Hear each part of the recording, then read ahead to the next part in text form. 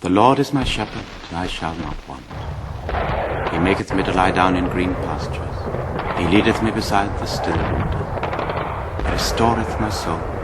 He leadeth me in the paths of righteousness for his name's sake. Yea, though I walk through the valley of the shadow of death, I will fear no evil. For thou art with me.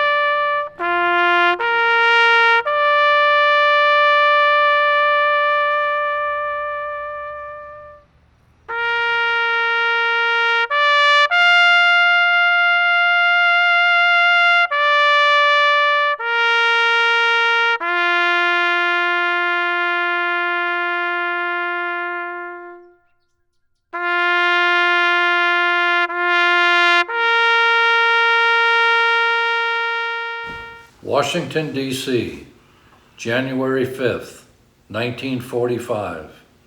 Mrs. Virginia F. McClung, 709 Kitchell Avenue, Pana, Illinois. The Secretary of War desires me to express his deep regret that your husband, Private George M. McClung, was killed in action on 24th of December in Luxembourg. Confirming letter follows. Dunlap, acting the Adjutant General. That's a Western Union that nobody wanted to get during those times. 2 women would come to the door. So when you would see 2 women coming with a Western Union letter, it was not good news. Well, George McClung was a Pana citizen. I'm going to read his obituary right now. George McClung is killed in action. Private George McClung, 25, husband of Virginia McClung, was killed in action December 24th in Luxembourg. According to a message from the War Department, which was received Friday morning by Mrs. McClung, his wife, Private McClung, a former Pana High School athlete, entered service last June and has been overseas only a short time. Prior to entering service, he was manager in Pana for S.W. Coe Company. He graduated from Pana Township High School in 1937. While in high school, he was active in athletics, starring in football and basketball. In 1943, he was president of the city's softball team. George was very active in church work in Pana. He had been a deacon on the board of the Baptist Church for 2 years and taught a Sunday school class regularly. He participated in scout work here and was Cub Master at the time he entered the service. Private McClung is survived by his wife and 2 small sons, Lonnie 5 and Gary 3. His mother, Mrs. Hazel McClung, Pana, his father, G.R. McClung, Cairo, and a brother, Glenn, in the U.S. Navy Postal Service.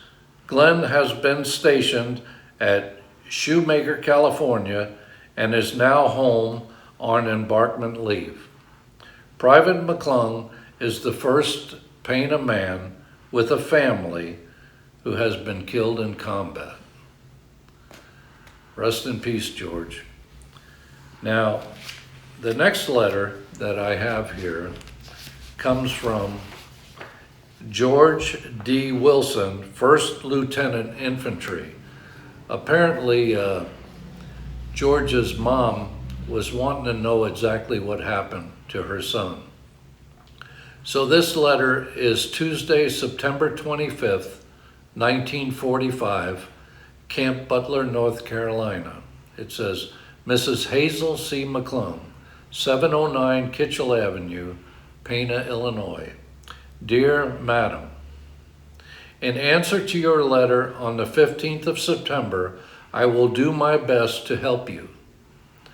I know you want facts, and I realize you must have all kinds of emotions as to just what happened. I did not personally know your son, but I do remember when and where and how he met his death.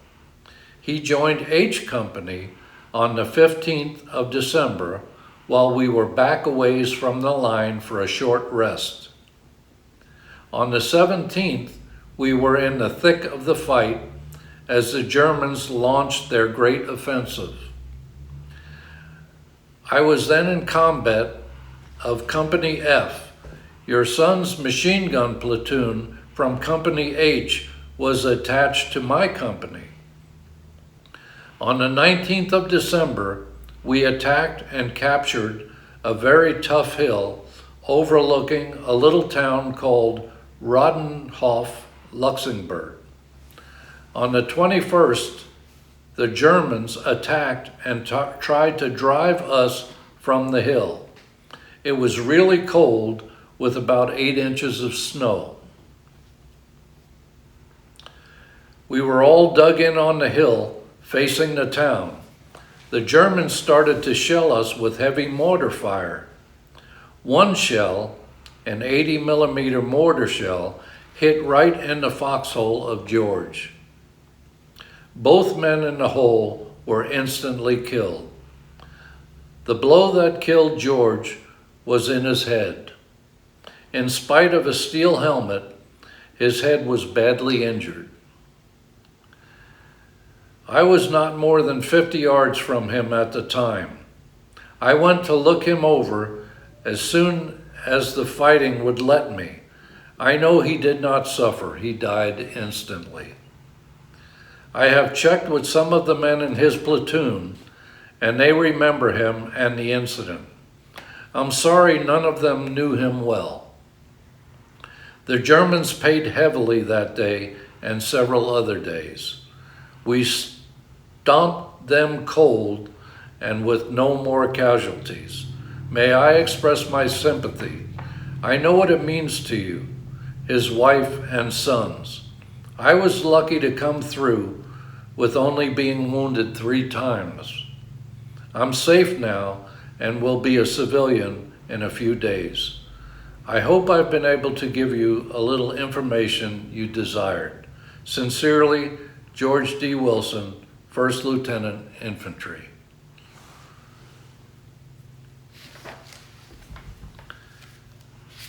Now I'm going to read a little article that was in the Peoria paper. This article was from May 2nd, 1999 in the Peoria Journal-Star. And it says here,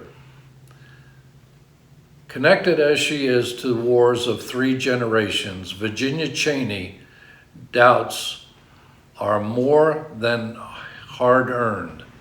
They're hardwired into her biography. For her, World War II, Vietnam, and the current conflict in the Balkans have a name, a face, and a heart. George, Lonnie, Kurt, husband, son, grandson, the threat is continuous and connects half a century.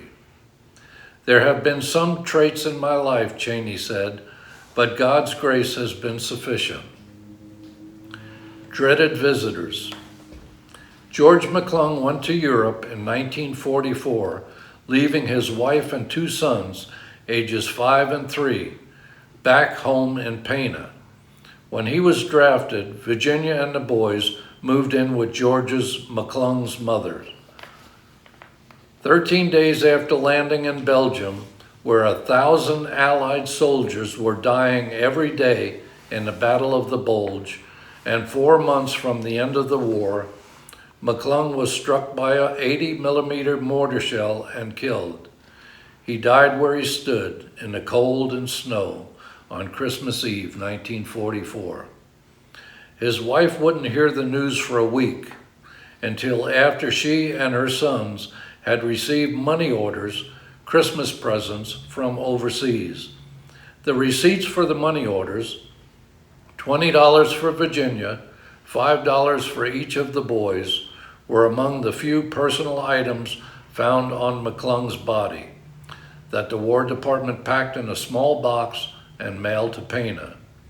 The blue slips of paper resting on the bottom of the box beneath several wallet-sized black and white photographs of his wife and boys. Receipts of the box made the death of Private George McClung undeniably real.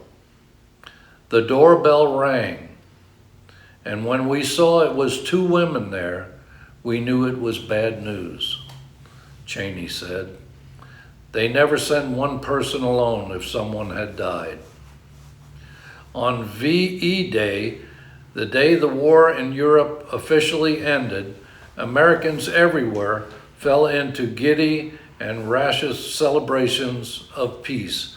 In Pena, Cheney and her mother-in-law held each other and sobbed. I had two little boys asking a lot of questions about things that they didn't understand.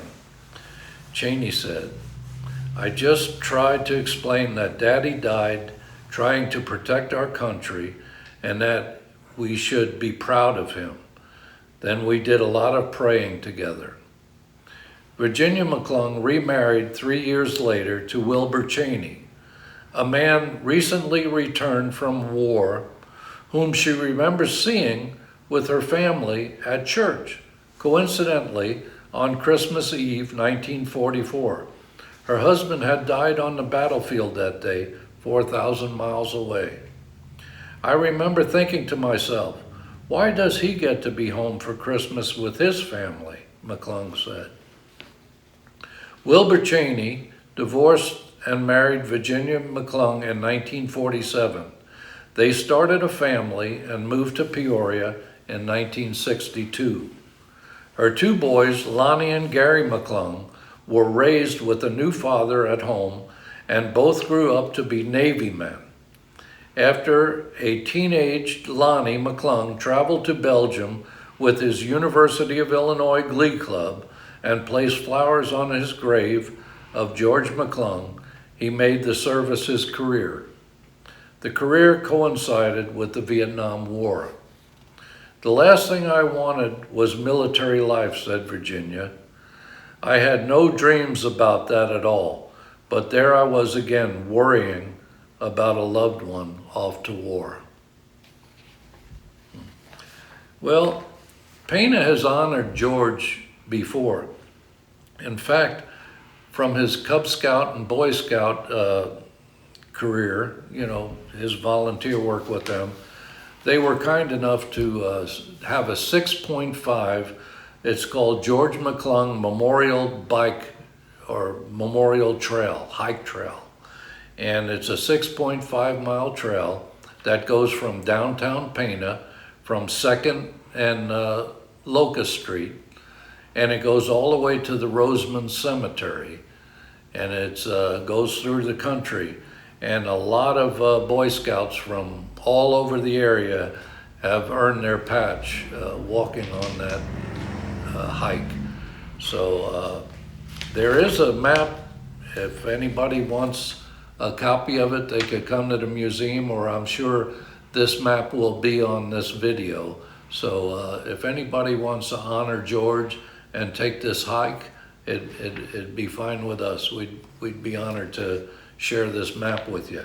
Now, on April 29th, it was a Saturday, Lonnie and Gary, George's sons, who are up in their late 70s, early 80s now, they made a trip to Pena because we was going to hang George's banner in Kitchell Park right across from the pavilion where he spent many days and years there.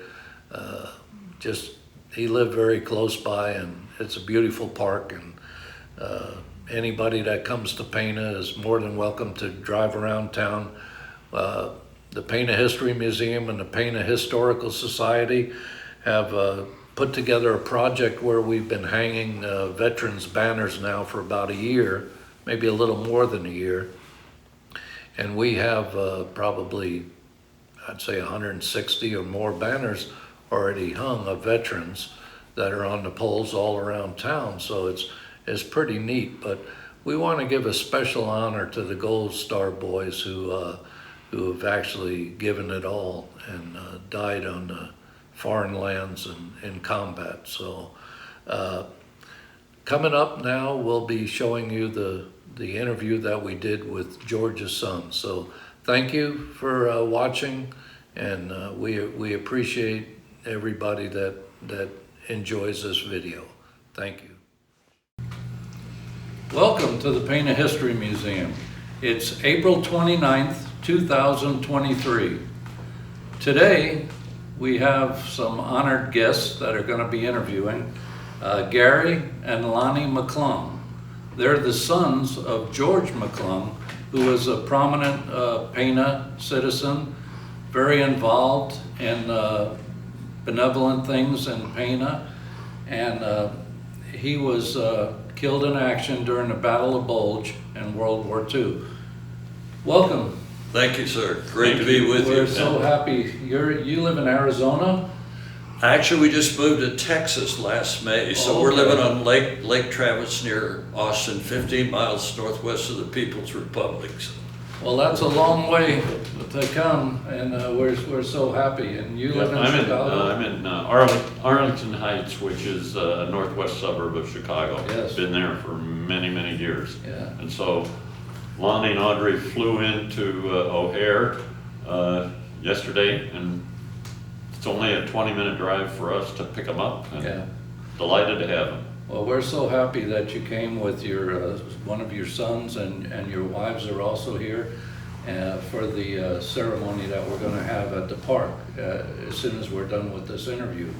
But we would like to say that George, I'm going to read a little bit something about him here. It says, born November 7th, 1919 at Pana, Illinois. Okay, he received all his education through the Pana schools, and he was an athlete in school, playing football and basketball, and I know he played baseball too, didn't he? I think he did, yes. Probably. Yeah. And he was active in a lot of local organizations and the Cub Scouts. In fact, we have a 5-mile George McClung trail that goes out to the Roseman Cemetery. And I think every Boy Scout in the area has trekked that 5 miles. So we did it when they dedicated the event. Our great uncle Paul Cawthorn was instrumental in establishing that. P.D. Cawthorn. Oh yeah, I know him well. And Gary and I were involved with the first group that went out there. So. Okay.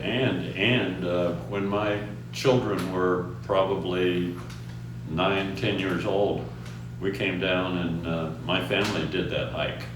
Yes. all by ourselves, and it was quite memorable. Yeah, I've done it many times. It's a great hike. It also says here that in 1943 he was president of the Pana Softball League. He was a member of the Pana Sportsman's Club, which I am too. I was just out there fishing yesterday. And he was a member of the Masonic Lodge, and he was baptized and a member of the First Baptist Church in Pana. He married He married in 1943. Had you have a brother that passed away? No, at a very young age? actually, I was born in '39, so he was married in '38, I believe. Yes. Thank you for that correction. Okay. Edit that, Mike. Yes, All right. well, Lonnie was born first Yes. in 39, and I was born in 41, and then we had another younger brother maybe a couple years later. 43. 43, who died Shortly like after birth. A few days Right. after birth, I Yeah. think, from Highland's membrane or some Yeah, condition. That's what it says here, yeah. Lasted, he was 2 days old. His name was George. Right. Yeah, okay. Well, you mentioned P.D. Cothran. I knew P.D. and Addie pretty well. I used to Yes. swim in their pool all the time. They had a built-in pool back behind their house, and we spent a lot of days back there. P.D. Cothran was very instrumental in the Boy Scouts in Yes, this he was. area. He was like the commissioner locally, I think, or Yeah. something. I have a picture on the wall there of PD with a group of Boy Scouts on a duck, one of the Oh. amphibious vehicles you'll have to look at before, Very good. before Okay. we go. So, your dad, George, he passed away while you guys were pretty young. Correct, yeah, I 5 was, years old, I was 3. 3 years yeah, I old. was a little 5.5 when, I answered the door when the telegram came. In those days, you were notified by telegram, unlike today where they usually send a casualty assistance officer to you. Yeah. The number of combat deaths was great enough, they couldn't support that. So you basically just got a telegram from the War Department, we regret to inform you. And it was Christmas Eve of 44 that he received the fatal wound. I believe it was the 27th, I think, when the telegram arrived. It was like 3 days later. So. Yeah, yeah, it says here he was killed in action on Christmas Eve 44. of 44. Yeah, it was a mortar landed in his foxhole. And it killed him, and there was another soldier in the foxhole with him. I think both of them were killed. Instantly. I mean, the grenade, Mortar shell. the mortar shell exploded and both killed instantly. So, My father-in-law, Merle Forbes, was in that same battle. Campaign, And yeah. he was in a foxhole, and the guy with him, he was killed. And my father-in-law, he survived after Mm. 3 months in the hospital. So, Wow. yeah, I mean, touches home. Yes, sir. Without a doubt, so, yeah, and of course your dad is laid to rest at Luxembourg Cemetery. And, Correct. Yeah, Just a matter of interest, General Patton is buried in that same cemetery. And they have it very uniquely laid out. General Patton is kind of up at the front, and then they have the rows of his soldiers behind that. 5,000 wow. Yeah. in that cemetery. And a nice little memorial chapel there that gives a little history of the Battle of the Bulge and the campaign at that time. So. Yeah, yeah. There's a movie about that now, isn't it? Someone was just telling me about this famous movie that's came out about the Battle of the Bulge, and I'll have to watch it. So, Yeah. Yeah. All right, well, so after your dad was laid to rest and your mom remarried a man in Pana who kind of raised you guys a little bit, and but you both served in the military after that, is that correct? Can you tell us a little bit about your Sure. military background? In those days, the University of Illinois was part of the Land Grant Act, and the Morrill Act established the land grant colleges, and as a result of that, the University of Illinois got a nice endowment from the Department of Defense, but the payback was that all of the students, all of the male students, had to do 2 years of ROTC as a minimum, unless you were a veteran or you were not medically qualified. So we both ended up in the Navy ROTC unit up there, and that's how I got started. I wasn't sure what I wanted to do. I thought I wanted to be a combat engineer when I went to the University of Illinois. When I got in the NROTC unit, the coolest guys that were instructors wore gold wings on their chests, and I said, I think that's what I want to do. So,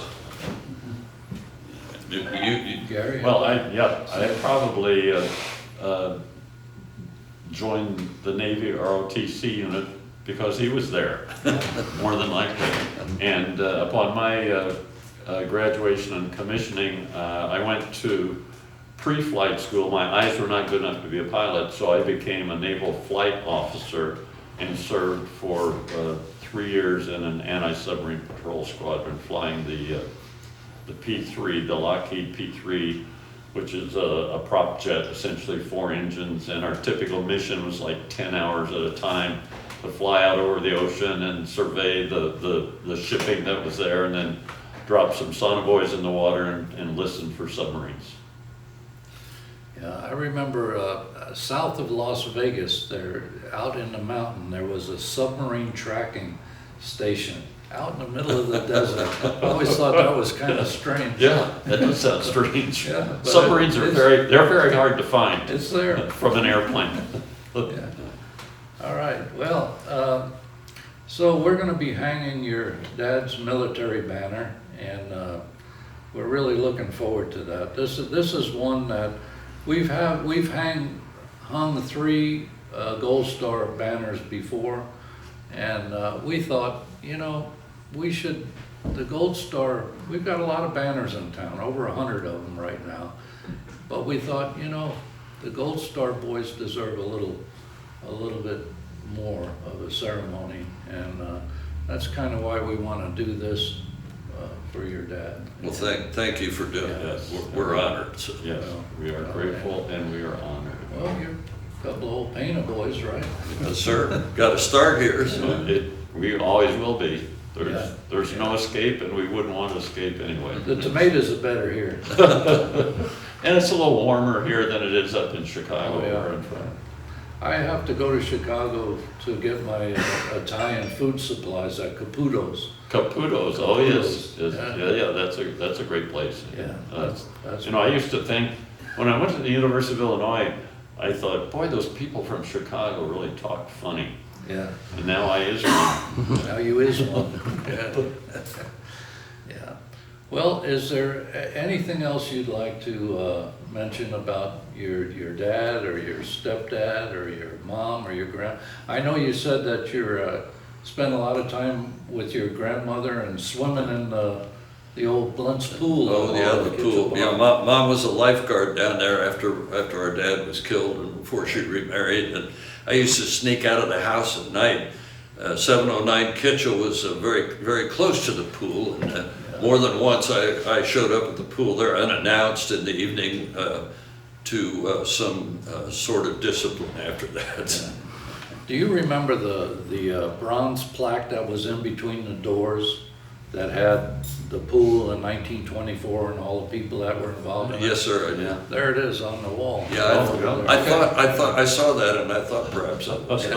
Yeah, we've got a lot of stuff that'll bring back a lot of memories for you. Yeah, and our stepdad, I really salute him because he took on the family of Mom and that's the 2 of us, and I was pretty rebellious at heart in my younger days. I might still be that way sometimes, but he was very firm disciplinarian, and of course when Dad was killed, we lived with Grandma McClung, and as far as Grandma McClung was concerned, we couldn't do anything wrong. Of course. And after that, we needed some discipline. We needed some hard discipline. So we were so lucky, Yeah. that he came Well, along. There's still a lot of Cheneys in Pana. Oh, You know, there's a lot of them. In fact, Larry Cheney I used to go fishing with him, and he was mayor of Pana for a while. Oh, I'm okay. sure all the Cheneys are related. Probably related. And he was so faithful to support us in all that we did. I mean, we were both of us were very involved in the athletics in Maroa High School, where we attended high school, and he was always there for every one of our games. He was our biggest fan. And he coached us a little bit too. Yes. Yeah, he played ball, right? Yes, Yep. he did. Yeah, I probably have pictures of him with the ball teams here. I've got a lot of pictures sure. of the ball teams. Probably one of the most ambitious people that I've ever been around in my life. Very hardworking. He had worked for General Mills as an area representative for them, but then he decided he wanted to open up a grocery store. So he bought one in Maroa, and that's how we got to Maroa for our high school career. But he worked the store all day, and then after closing the store at night, he'd be working, adding shelves and new things to the store up there. He cut the meat. He ran the whole store. It was kind of a one-man gang, and we learned a lot just being around him. So. Yeah. Good work ethic. Yes, sir. Yeah, without a doubt. Well, so how about some memories about the park? And I mean, you was like right across the street from Kitchell Park. Oh, well, yeah, we talked about this last night. I remember going down there and catching crawdads out of the lagoon. The park had the high slide down there. I used to love to go. I fell off the slide one there. time, but survived it. And swimming pool, even after we had moved from Grandma McClung's and all that, living in Decatur, I would come and spend a couple of weeks every summer with Grandma McClung at 304 East 5th Street, I think. Yeah. And then go down to the pool, and I would spend hours and hours swimming in that pool and trying to learn dives off the diving board and all that. I have great memories of that pool. She was a pretty amazing woman. She really was. Had a gimpy leg, but I remember when I graduated from the Air Force Test Pilot School, she came to my graduation at Edwards Air Force Base. And one of the things that we had done as part of the curriculum there was get a checkout in gliders. And Grandma came to the graduation ceremony, and I just flippantly said to her, "Hey, Grandma, would you like to go for a ride in a glider?" Well, she could just barely get that gimpy leg over the edge of it, but she hopped in that glider and went for a flight with me in a glider out there. That's amazing. Yeah. How old would she have been then? She would have been in her I would 70s. think so. And the Pana News Palladium had an article after that, headlined, Hazel McClung takes first plane ride. I'll have to look I don't that know up. if you have We'll have to you look should that check up. that, see if you could find it. Yes. We'll put that on the video. She was, That'd be great. she was something else. And she loved having us there. I mean, she always did special cooking. Anytime that we would get there, she would cook for 2 days before we showed up to it. It was always great eating, so. What an upbringing, huh? Yeah. We came back to Pana a lot to visit Grandma McClung Yeah. and Grandma Lewis. Red's our stepdad's Yeah. mom, who lived, where is that? By the railroad. Right over crossing. the railroad tracks where 16 comes in 16 and and turns. 51. Okay. She had a house there Yeah.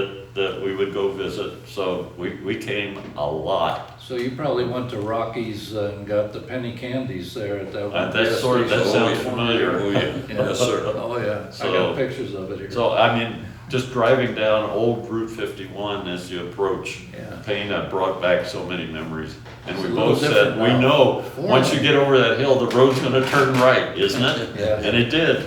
Yeah. But the railroad tracks aren't there anymore.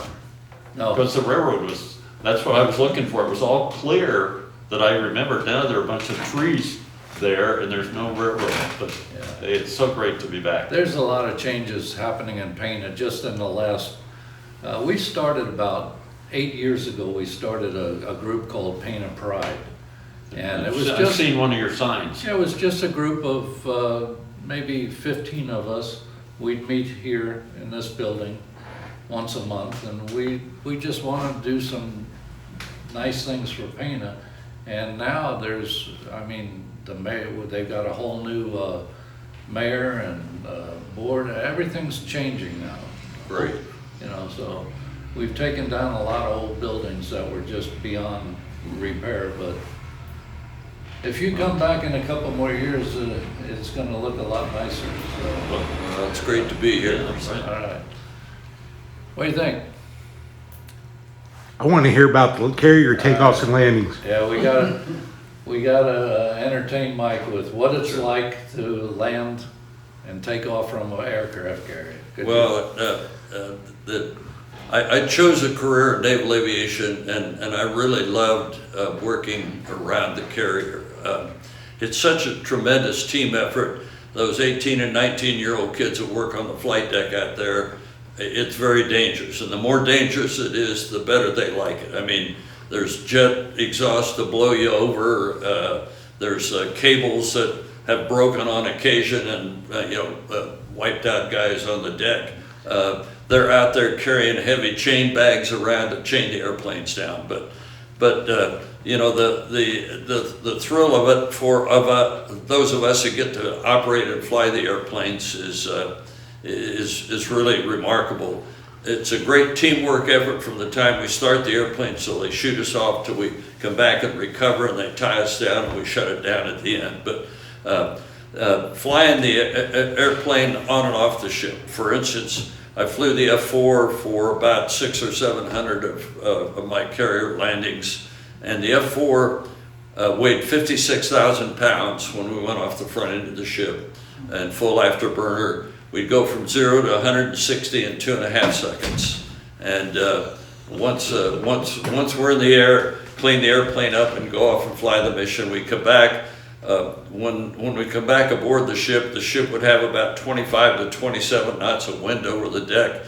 The angle deck is offset about 11 degrees from the heading of the ship, and so we would line up behind the ship and about 142 knots for the F-4, 142 knots coming aboard the ship with about 25 to 27 knots of wind over the deck, so somewhere around 115 or so, 120 knots of closure, and we fly a 3.5 degree glide slope, just a constant rate of descent right into the deck. We don't flare like the airliners do. We just flare. We just fly it right onto the deck. There are 4 arresting gear wires. We catch one of the wires and it pulls you to a stop at about 270 feet. So I jokingly used to say in the daytime it's the most fun you can have with your clothes on. At nighttime it's probably one of the most toughest things you've ever done, because we count a lot on our depth perception, and at night you lose your depth perception. So everything you have to fly a very critical instrument approach, and then once you do, you're flying a visual glide slope all the way to touchdown, and it really is a challenge, but it's so much fun, and we all try to be absolutely perfect every pass we get. Every pass is graded, and you don't always agree with the guys that's standing on the deck that provides a grade for you, but it really is a wonderful teamwork experience, and I'd still be doing it if they'd let me, but I'm past the age of where I'm eligible to do that. So, well, I mean, we appreciate both of you men, the service that you did to the country, and I mean, it's amazing to me. I mean, thank you. well, it's from coming from a small town here in central Illinois, the Navy gave us a lot of opportunities, and I'm forever thankful for the way that career paths were opened up to me along the way. So your lovely wives who are sitting in the background here, where did you? Peoria, Illinois. I found that I call her my smoking hot trophy wife. So. Okay. And mine, I met at the University of Illinois. Okay. We were Champagne. both. She was the music director of her sorority, and I was for my fraternity. And at a director's meeting, our eyes met. That was it. And it was all over, and we will have been married 60 years come August. How about you? Got started a little later. We're 57 years right now. So she's from Golden, Illinois. She's my golden girl. So. Good. Well, I got 53 in myself, so. All right, way to go. Congrats. Yeah. Nice going. All right. Well, is there anything else you'd like to mention about your dad, or anything that you could think of? But I was only 3 years old, so I have only a picture in my brain essentially of my sitting on his lap in a rocking chair. Yeah. That's how I remember. I have a couple remembrance. I remember, if I remember the story correctly, once George Mark died, they had to sell their car to pay for the funeral Yes. expenses.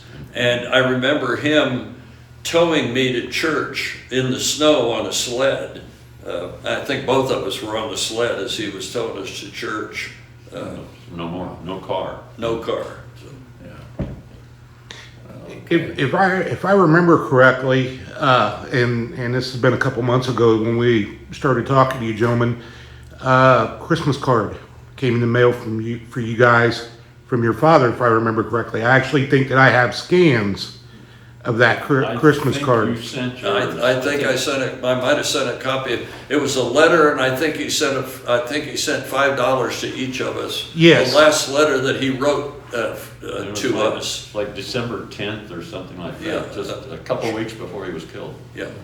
So they'd had a payday, and he sat out and wrote letters to both of us. And in those days, they had to be very careful of the letters that they wrote. Right. They were all carefully scrutinized before they would allow them to send them on. They wanted to make sure that there was no military information that was being transmitted in those letters. But it was a wonderful, warm, loving letter from him, just to say, here's something for Christmas for you.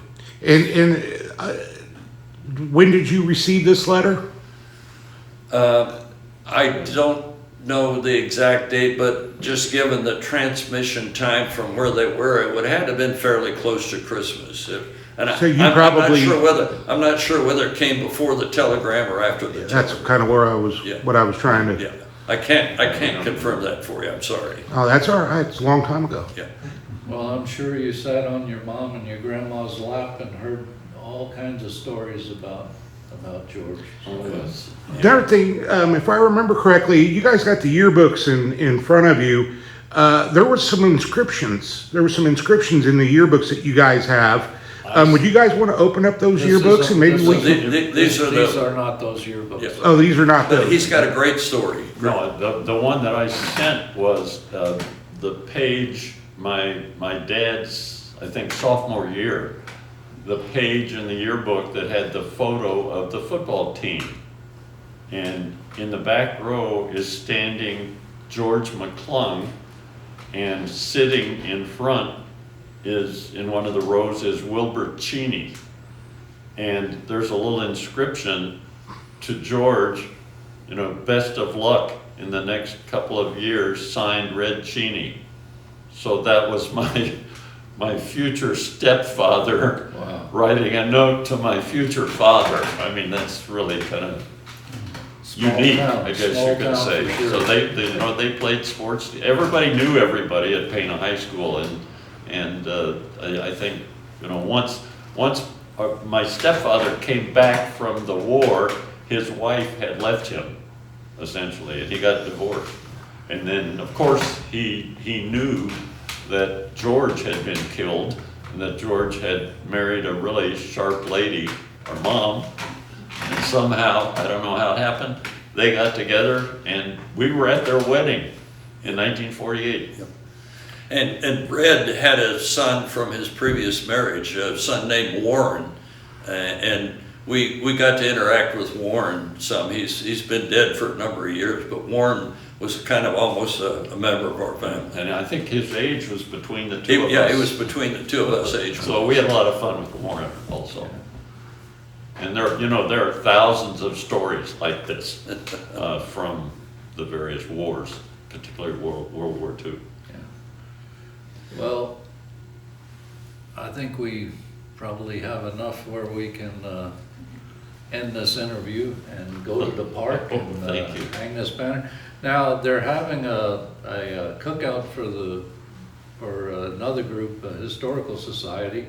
So maybe you guys you're welcome to get some, come back here and eat if you'd like, and Okay. browse around the museum. You guys Sure. you're welcome here. I'd like to do that. And we are going to this afternoon visit our Aunt June Aunt June Cheney, Dick- Richard Cheney's wife. because a story going back several years, back in the 80s, Rich and June were living in Taylorville, and I think it was in January, one of the coldest days of the century, their furnace exhaust backed up and filled the house with carbon monoxide and killed Dick Cheney.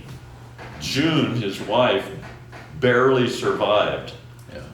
and she's 102 now and at the nursing home. Is she, the one on 6th Street? Or? On 6th Street. Yeah. So I wrote her a letter last week saying that we were gonna come that'll be and great. visit her. That'll be And great. we're looking forward to seeing her. But her son, who's out in Oregon, called me when I emailed him that I was gonna do this, and he said, she's got it all together. She's still sharp mentally. Physically, she has to use a walker, but hey, at 102, Really? that's terrific. So we're gonna go see her this afternoon. I think you guys may have a shot at that too. I don't know. We'll I see got my what- best man working on it. So. Yeah. Well, our mom made it to 93. Yeah, good genes. Yeah, we have good genes. I mean, our lives, we have been so lucky. Thank God. Yeah, God has blessed us Yes. richly. Yep. You guys still go to a Baptist church up there, or where you're at? I know We, you grew up in. we have a Lakeway church which could have its roots in the Baptist. Yeah. All right. Well, we're Presbyterian. You know, we've gone away somehow. Somehow we lost our way and made it to the Presbyterian church. All right. Well, Gary, it's my pleasure to meet you. That's our pleasure to be here. Thank you. And guys, thanks for what you've done. This All is right. pretty We're happy amazing. to do it. Yeah, it's our honor.